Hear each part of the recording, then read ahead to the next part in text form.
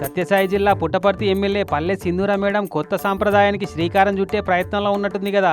పొద్దుగాల 9:50 వరకల్లా సచివాలయంలో ఉద్యోగులంతా టంచన్గా హాజరు కావాలి, ప్రజా సమస్యలని తీర్చాలి అని వార్నింగ్ ఇస్తుంది. అన్యాయం సల్లగుండా చెప్పపెట్టకుండా తనిఖీలు చేసుడే కాకుండా గంత పొద్దుగాలనే సచివాలయంలో అందరూ అవపడాలని రూల్స్ పెట్టుడేంది.